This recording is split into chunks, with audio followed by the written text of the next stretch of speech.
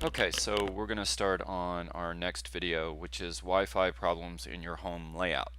Microsoft, of course, has a page to help you set up kind of the most optimal Wi-Fi network for your house and some things to check for. And of course, I'll add the URL up here to the top of this video below in the description. So let's get in here and take a look at what they have. They talk about at the beginning some steps that are overlooked most, so we'll hit the highlights here. They say at the top of the notes, go and get a network speed test app from the Windows Store. Of course, you don't have to do that. What you can do is just go to any search engine. I'll just use Google for now, and just put bandwidth speed test. It should pop up. And what you can do is just take a standard peek at what you're running at right now before you do your upgrades. Kind of see what you're getting. You can see I got pretty fat bandwidth here. It's, oh my gosh, it's over 100. That's crazy amount, and I'm in the middle of nowhere. So that's really good. And now it's going to test the upload. It should crank up around 8. Okay, I'm getting ripped off on that side. But it doesn't matter. The download's what's good. That helps with the gaming, and that's what's important. So the internet speed test here, we have 114 for the download. We'll just call it 8 for the upload. Dallas server's a long ways off since I'm in the middle of the Ozarks. Your internet speed is very fast. Thanks. Okay, so that's easy to check. You should check that before you do anything, before you start upgrading your wireless router and your wireless cards. So the other thing they want you to check is you make sure you can sign in to your router. That's a pretty easy thing to do. If you have your router already set up, your new router, let's give that a shot. Mine is the standard 192.168.1.1. You can see I already logged into it earlier, but I'll go ahead and log in so you can see what a typical login page looks like. It's not admin in. Let's try admin and put in our password. Okay, here my TP-Link wireless router Archer 9. I like this router. I don't have really many problems with it, but you can see I've got for the house, that's a lot of clients, and it seems to handle it pretty well. So we'll leave this up. We'll go back through and talk a little bit about choosing the right network band for your devices. And they go through the pros and cons. So basically right now it's 2.4 gigahertz. The pros is it's longer range, better at going through obstacles like walls, better support because it's older. The thing is it's slower throughput. So even though you might have great bandwidth, say a fat pipe, it's going to be limited by the speed on the 2.4 since it's a fatter wave that it's having to travel across. So, and it's also competing with your cordless phone, your microwaves, and all that other garbage.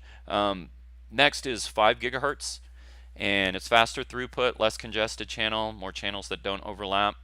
And the thing about it is, it's a smaller range. So you won't be able to walk out in the garage maybe if your wireless router is plugged into the bedroom and you go to the garage. It might be a little spotty or something, but you can always get a Wi-Fi extender where you can extend your wireless network. That's a different subject, but that's an easy fix actually.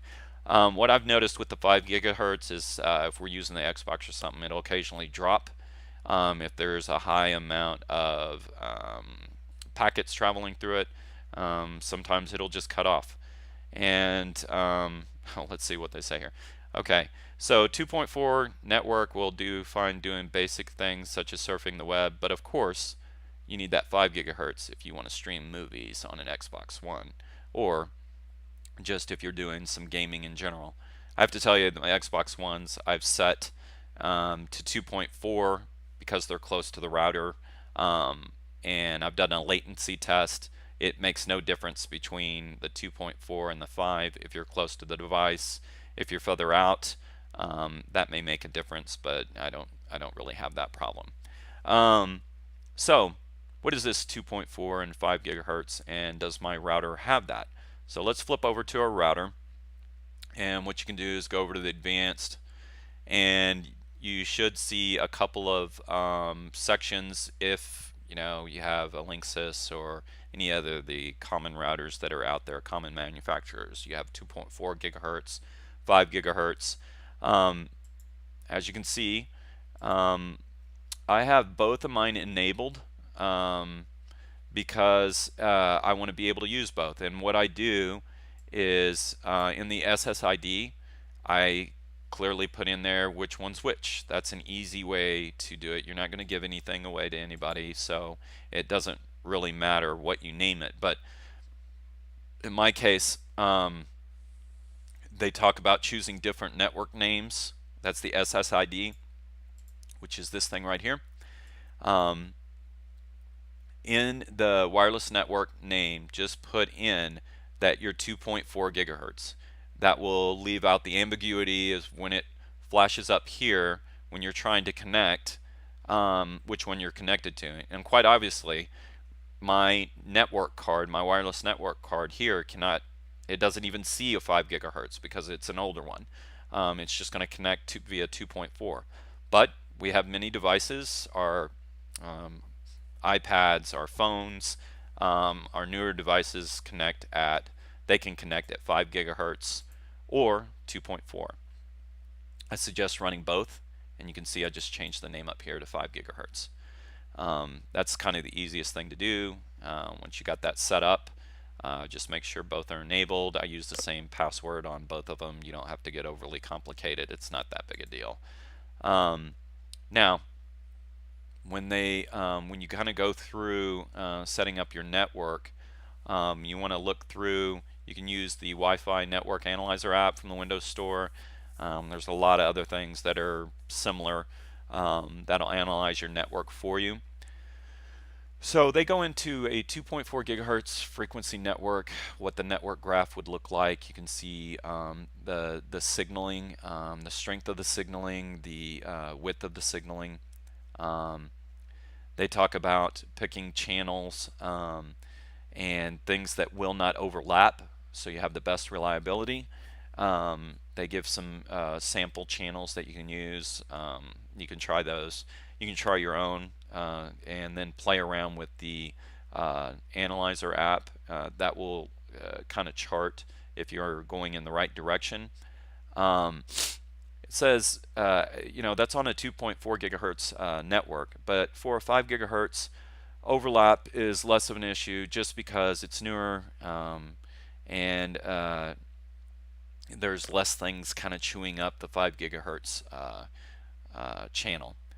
The next thing to do is to check your signal strength.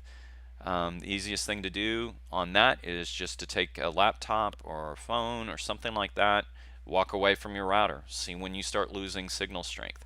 There's also several apps that you can put on your phone or your laptop or whatever that will detect signal strength and kind of give you an idea of how well it's picking up your signal, like how many megabits per second you're getting. And what I'm going to do is I'm going to pull up my network connection, and see my signal strength is pretty strong here. And the next thing they're going to ask us to do is to check the channel width. So in this case, the channel width is a 20 or 40 megahertz. Normally you want this set to auto. This is easy to check. It's basically in the advanced version of your basically property settings for your wireless connector or wireless adapter. I have some that say auto, but normally it'll say 20 to 40 megahertz or 20 only. It's saying if you have intermittent drops or whatnot, you might go here and just drop it to 20. That way, 20 is older. There's less bugs with it. 40 is newer. There's going to be some maybe some contention with it. But let me show you how to get there again. Just what I do, what I feel is the fastest way is just for me is network, It'd be the first thing that pops up. Network connections. Right click on yours, which should be green. You don't want to do the disabled one. Doesn't make much of a difference, but we could. Hit properties and then click on configure and go under advanced, and the property should be bandwidth, and then you just drop that box down, knock it down to 20, and that's the only frequency it'll transmit on. Let me show you another one here. Let me see if the older Dell one has that auto under the advanced, and it does not. So it may just have its own, it may just do 20. Yeah, there's no choice on that one. Okay, so now that we've got that covered, let's kind of, let me go back over here, and let's scroll through here. And normally that would be set to auto. We've covered that, 20 to 40 megahertz, and then try setting it to 20. We talked about that. Now, one thing that is pretty good to understand is make sure you're using a standard, one of the newer standards for the encryption method, which is WPA2-AES. New Wi-Fi certified devices have supported this for quite some time. You do want to get away from using WEP or hidden SSID, which isn't as secure. What you want to do is at least get you to WPA2. That should eliminate any kind of encryption problems